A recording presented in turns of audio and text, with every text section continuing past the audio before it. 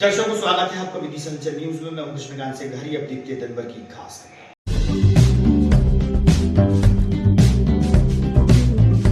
National लोक अदालत के दौरान न्यायाधीश द्वारा लंबित पड़े मामलों पर कराया गया समझौता। कई मामलों का हुआ निपटारा।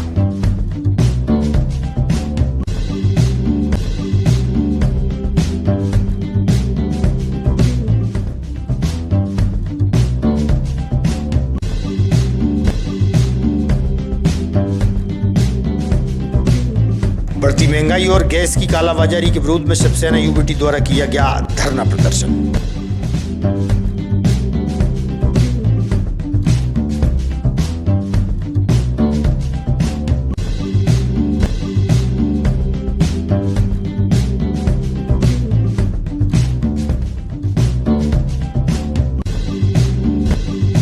और विद्युत विभाग की कार्रवाई से परेशान गोकुलधाम के रहवासी पहुंचे जिला कलेक्ट्रेट। प्रशासन से की जांच की मांग।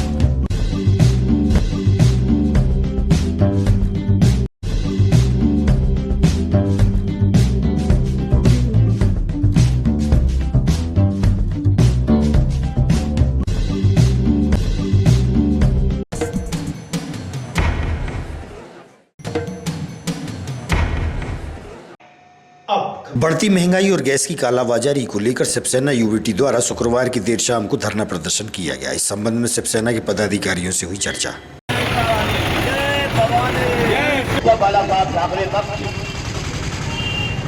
प्रत्येक वार्ड में अपना प्रचार अनाउंसमेंट करने के बाद विदिशा की जनता को उस कार्यक्रम में आमंत्रित करेगी।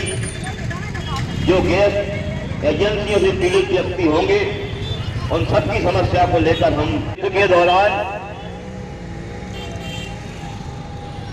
कई जरूरी सामानों की आपूर्ति जो कि हमारे भारत में अन्य देशों से की जाती है। शिवसेना यूबीटी से मध्य प्रदेश से प्रवक्ता। आज मध्य प्रदेश पर किस तरीके का विरोध किया गया, क्या कहना चाहेंगे आप?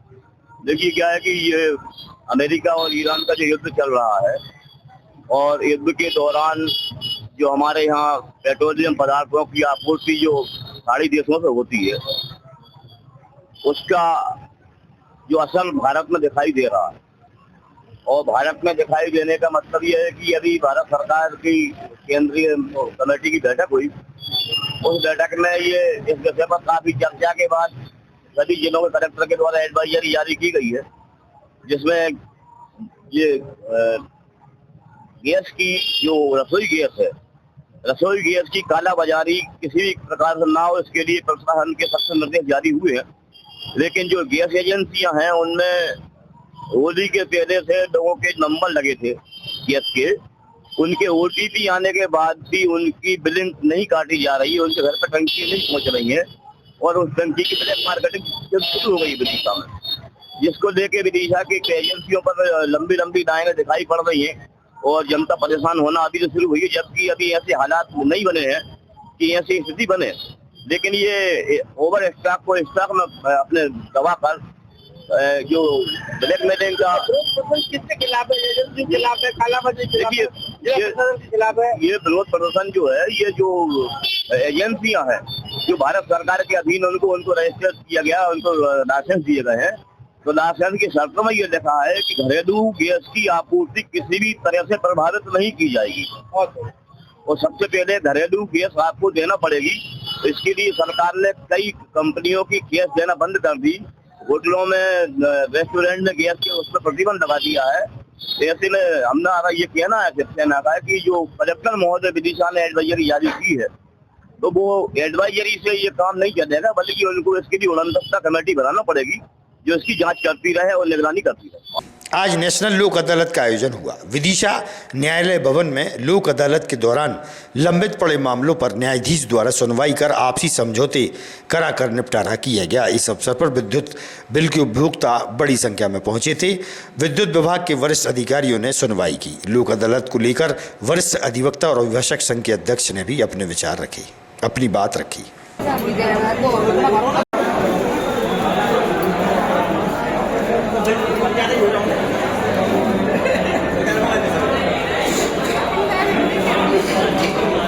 से नेताओं के आज तक लोक अदालत के बारे में समाज के लिए कितना पीड़ित है, कितना व्यवस्था के इसके बारे में थोड़ा जानते हैं।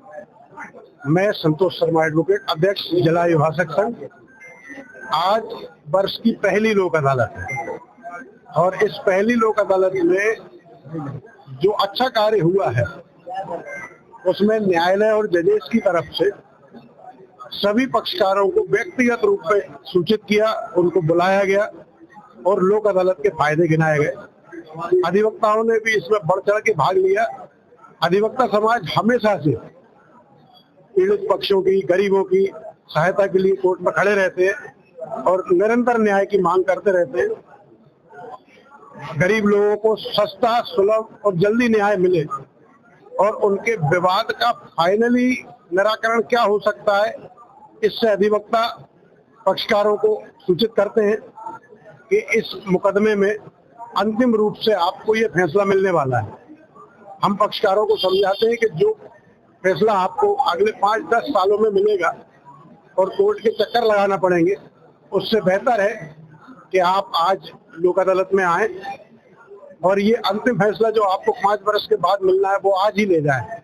और इसमें जो आपका शुल्क लगता है वो न्याय शुल्क भी आपको वापस हो जाता है और दोनों पक्ष के बीच विवादों का स्थायी निराकरण हो जाता है। इससे समाज में एक मधुरता आती है, वैमनस्यता खत्म होती है और लोगों के संबंध मधुर होते हैं और लड़ाई झगड़े भविष्य के लिए भी समाप्त हो जाते हैं।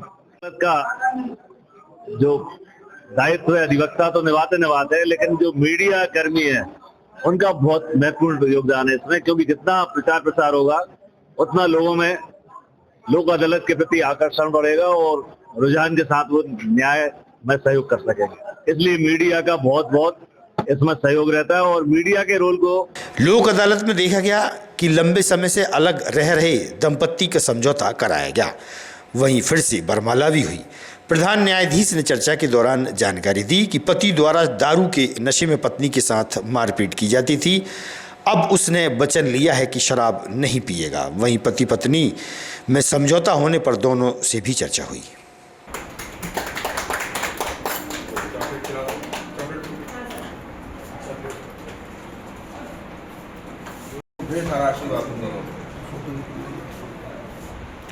राधा जी, क्या कारण बना था कि जो आप इससे अलग रहे हो रही है? दारू पीते, मारपीट कराते इसलिए।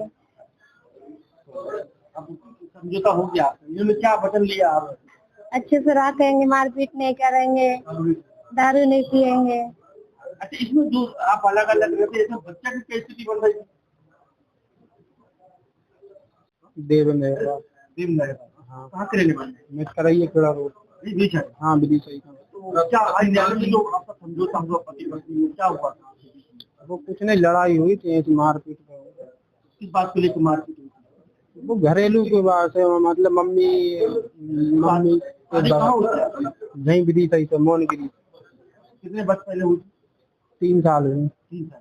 अलग कितने साल से रह रहे थे आप? अलग रह रहे थे हम 9 महीने से। अब कैसा महसूस कर रहा है यहाँ पर न्यायालय से आपको न्याय मिल जाना, समझौता हुआ आपको? नहीं, बहुत अच्छा लग रहा है। तो लड़ो नहीं सर, दिखा रहा है। मैं ये कहना चाहूंगा कि जो भी परिवार अलग अलग रह रहे हैं वो लोक अदालत के माध्यम से एक हों और एक साथ रहें, क्योंकि बच्चे अगर अलग अलग रहते हैं तो बच्चों के साथ अन्याय होता है। बच्चों को माँ बाप दोनों का प्यार नहीं मिल पाता, या तो पिता का मिलता है या माँ का मिलता है। और इसलिए अगर वो साथ रहेंगे तो माँ बाप का दोनों का प्यार उनको मिलेगा। साथ में दादा दादी, नाना नानी वगैरह, मामा मामी सबके प्यार मिलते हैं, बुआ खाला मौसी सबके। तो इसलिए हम सभी से पक्षकारों से कहेंगे कि वे अपने जो मनमुटाव है, जो विवाद है, उसको दूर करें, उसका हल करें लोक अदालत के माध्यम से और साथ रहें, साथ जाएं अपने। और कल जो के द्वारा जो बनवास काटे गए अलग अलग, कितने वर्ष का बनवास है? और आज 2 वर्ष से ये अलग रह रहे थे और आज 2 वर्ष से लगभग कितने साल ये विवाहित तो करीब 6-7 वर्ष से थे, लेकिन 2 वर्ष से लगातार ये अलग रह रहे थे। और ये बच्चा बहुत छोटा है उनका। इसके बाद जब गर्भधारण के बाद बच्चा वहीं पे हुआ, मायके में ही इसके हुआ, और उनको समझ में आया अपने बच्चे के नैसर्गिक प्रेम में, फिर देखा बच्चे को, उसके मन में भावना जगी और फिर दोनों एक साथ रहने को समझ। कारण क्या बना था अलग होने का? थोड़ा सा समझ में आया समाज को। कारण बहुत से आजकल कारण है। आजकल जैसे मोबाइल का हो गया, या जो दिनचर्या होती है सुबह नहीं उठना है, माता पिता के साथ किसी के साथ नहीं रहना है, बहुत से ऐसे कारण होते हैं। लेकिन उन कारण के पीछे जो मूल कारण होता है कि उसमें उनका कोई न कोई इंटरेस्ट होता है कि वो क्यों नहीं ऐसा करना चाह रहे हैं। तो बहुत लंबी प्रक्रिया है वो, और जब हम उसके मूल में जब जड़ में जाते हैं, हमारा सुखद सहयोग ये है कि हमारे माननीय प्रधान जिला एवं सत्र न्यायाधीश महोदय इसके पूर्व प्रधान न्यायाधीश कुटुंब न्यायालय जिला बुरहानपुर में थे। तो आज हमको यहाँ इनका लाभ अनजाने में ही हम लोग को मिल जा रहा है, और आशीर्वाद स्वरूप आज ये हमारे साथ हैं, और इनकी वजह से बहुत सारे केसेस हम इनके अनुभवों का लाभ उठा के हम यहाँ निराकृत कर पा रहे हैं। कितने प्रकरण यहाँ कुटुंब न्यायालय में रखे कुटुंब न्यायालय यूँ तो बहुत सारे प्रकरण रखे जाते हैं, लगभग सभी मामले प्रतिदिन, ऐसा कुछ नहीं है कि लोक अदालत में ही इनका निराकरण हो, प्रतिदिन होते हैं सभी मामले, लेकिन कोशिश रहती है कि ज्यादा से ज्यादा मामलों का निराकरण कर दिया जाए। विदिशा के गोकुलधाम फेज 3 क्षेत्र के रहवासियों ने बिजली विभाग के अधिकारियों पर मनमाने तरीके से चालान बनाने की बात कही।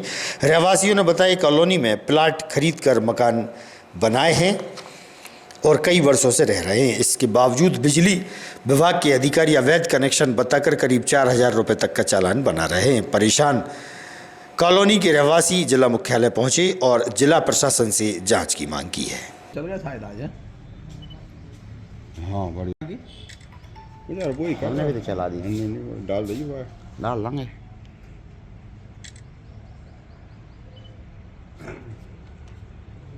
वैष्णव क्या किस मामले को लेके यहाँ पर?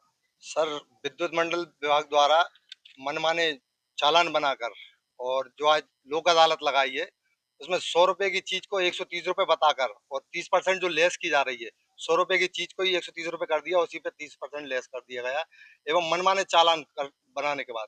और कुछ समस्या ये है, हमने गोकुलधाम फेज 3 में प्लाट ले रखे हैं, बाकी 30 लोग हैं, किसी ने फाइनेंस करवा रखे हैं, किसी ने लोन लेके, किसी ने कर्जा लेके बनाया है।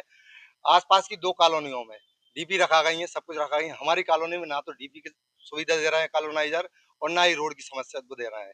इसके अलावा हम लोगों ने क्या करा है, एक अस्थायी कनेक्शन लेकर के 1 मीटर में से हम 2 या 3 लोग लाइट जला रहे हैं, बकायदा बिल भर रहे हैं, सब कुछ कर रहे हैं। उसके अलावा विद्युत मंडल वाले कल परसों से 3-4 दिन से आके हमारी रोज लाइट काट रहे हैं, कनेक्शन काट रहे हैं, पूरी डोरी काट कर ले जा रहे हैं। और ये चालान बनाया किसी का 15,000 रुपए का, किसी का 9,000 रुपए का, किसी का 10,000 रुपए का। और उसमें ये बोल रहे हैं सभी लोग अलग अलग अपना अपना कनेक्शन लगाइए। तो सर, हम कनेक्शन लगवाने के लिए तैयार हैं, लेकिन हमने विद्युत मंडल वालों से ये बोला है कि हमारा क्या बोलते हैं मीटर रास्ते में न लगाकर, डीपी पे न लगाकर पास में लगाया जाए, क्योंकि जो पास में झुग्गियां बसती हैं ना, वो लोग रास्ते में से पूरी कनेक्शन हमारे कनेक्शनों में से जोड़कर लाइट जला रहे हैं। उनका कोई कनेक्शन नहीं है, कुछ नहीं है, उसका बिल भी हमको भरना पड़ रहा है, ये बोला है। इसके अलावा कॉलोनाइजर से बोला है भाई डीपी रखवा दो, कॉलोनाइजर भी बोल रहे हैं महीना दिन बाद, 15 दिन बाद, 1 महीने बाद। क्या बोलते हैं, गोकुलधाम फेज 3 है, उमाशंकर दुबे जी हैं, और हमारे पास में एक छोटी सी कॉलोनी, बाकी 3 कॉलोनियों में डीपी रखा गई है, और बीच में हमारी एक कॉलोनी रह गई, उसमें डीपी की सुविधा नहीं। आप वहाँ गए थे आज आप? हाँ, क्या हुआ? ये 9,000 रुपए का चालान था, उसमें से 2700 रुपए माफ कर दिए हैं, 2,000 रुपए माफ किए हैं। परिवार है हमारी कॉलोनी में 30 परिवार रह रहे हैं जी। अभी क्या मांग कर रहे हैं? हम यही चाहते हैं कि ये पहली बात तो ये चालानी कार्रवाई बंद की जाए, क्योंकि हम बिल भर रहे हैं बकायदा, अस्थायी कनेक्शन लेके 1 मीटर में 2-2 लोग हैं और बकायदा बिल भर रहे हैं, उसके हमारे पास प्रूफ है, सबूत है, सब कुछ है। ये वैसे तो चालानी कार्रवाई कम बंद की जाए, और अगर नहीं की जा रही है तो इसे कम कर दिया जाए। क्या नाम भैया? नमस्कार सर, मेरा नाम है रेखा कुशवाहा और मैं रहती हूँ गोकुलधाम फेज 3 में। और हम लाइट से और रोड से हम बहुत परेशान हैं, और हम क्या कहते हैं, जिससे हमने जो मकान लिए, जमीन लिए, उनके पास जाते हैं, बार बार जाते हैं, मुझे कहते हैं महीने भर में लगवा रहे हैं, 15 दिन में लगवा रहे हैं, और डीपी की सुविधा दे नहीं रहे, मुझे चालान बना के दे रहे हैं। मैं बहुत मुश्किल से मेरे घर खर्चे चला रही हूँ, 12-12 बजे तक सिलाई करती हूँ और सुबह 5 बजे से उठती हूँ। और जब बिजली विभाग बाहर जा रहे हैं, तो मेरा देख लो नोटिस बना के दे दिया, और आधे मोहल्ले के दिया है, आधे मोहल्ले के नहीं दिया। और मैंने उनसे बातचीत करी जान के, और मुझसे कह लगे बहुत तुम दादागिरी बता रही हो, बहुत नेतागिरी झाड़ रही जान के, मुझसे अब तब बोले जान के। मैं सर उनकी हेल्पलाइन नंबर ऊपर दर्ज करूंगी जान के। उनने मुझसे आज भरी सभा में बहुत बुरे शब्द बोले जान के, और मैं जैसी से बहुत रुष्ट हूँ जान के। बे जब मैं जो अगर हमने मोहल्ले में डीपी रखाने चाहिए, और अगर नहीं रखानी ना, तो मैं ये शर्त है मेरा बिल माफ करवा लूँ। जो अरे हम लाइट का मतलब हम दूसरे से लेते हैं लाइट, और हम बिल को हर महीने 500 रुपये महीने देते हैं जान के, तो उनको भी पैसे दे रहे हैं, और जो कसर रही जी नोटिस बना के देगा। तो जीजा कह रहा है, क्या कहते हैं कि तुम चोरी से चला रहे हो, वाला चोरी से नहीं चला रहे। आज हम जो भर देंगे, कल फिर जा कह रहे हैं फिर जाकर लाइट काट देंगे। तो ये हमारे संग अनसेफ क्यों कर रहा है जान के? इनके घर में क्या बीवी बच्चे नहीं है क्या? इनके घर में कमाता भी है ना, नहीं है क्या? हाँ, कोर्ट गए थे। कोर्ट से मेरे बहुत बुरी तरह से पेश आ जानकर मैं जो बिजली घर जाऊंगी वहाँ पे मैं बोलूंगी यार सर जी कौन सी इंसाफ ये जानकर है, मतलब ऐसे तभी से बात करो तुम्हें बोलने की तमीज नहीं है। तुम 4 दिन में ऐसे तुम्हारा नाम दो कितना बड़ा है, तुम ऐसा रहो तुम जहाँ हमका कलेक्टर साहब के पास आए कि हमारी कुछ सुनवाई हुई और जल्द से जल्द हमारे डीपी रखा है और जिनसे हमने जमीन ली का नाम है उनका उदय शंकर, वे बोल रहे हैं महीने भर में डीपी रखवा देंगे, हाथ जोड़ी की विधि ने। 16वें श्रीराम महायज्ञ का ध्वजारोहण ग्राम सतपाड़ा सराय में आज श्रीराम महायज्ञ का ध्वजारोहण बड़े धूमधाम से किया गया, जिसमें नगर का निर्माण करके यज्ञ स्थल पर वेद मित्रों द्वारा पूजन करके ध्वज की स्थापना की गई। विगत 15 वर्षों से सतपाड़ा में श्रीराम महायज्ञ का आयोजन होता आ रहा है। इस वर्ष भी श्रीराम महायज्ञ होने जा रहा है। प्रसिद्ध कथावाचक पंडित श्री मुन्नालाल शास्त्री जी के सानिध्य में श्रीराम महायज्ञ का आयोजन होता है।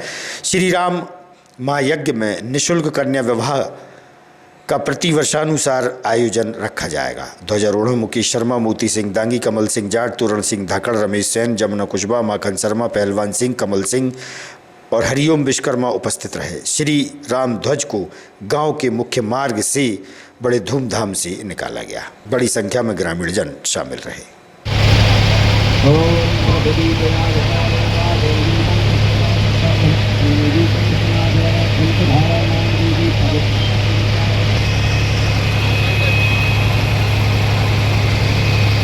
जय श्री राम।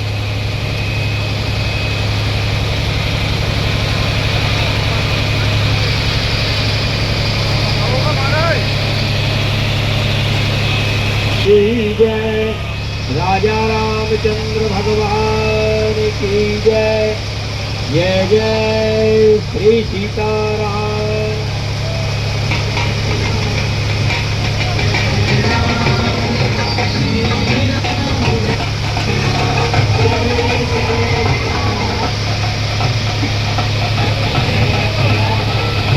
कपिल जी, रमेश जी, हरिओम, लालचंद दादा, जहाँ तक राकेश भैया, जहाँ तक भी मेरी नजर जा रही है, बोलिए राजा रामचंद्र भगवान की जय।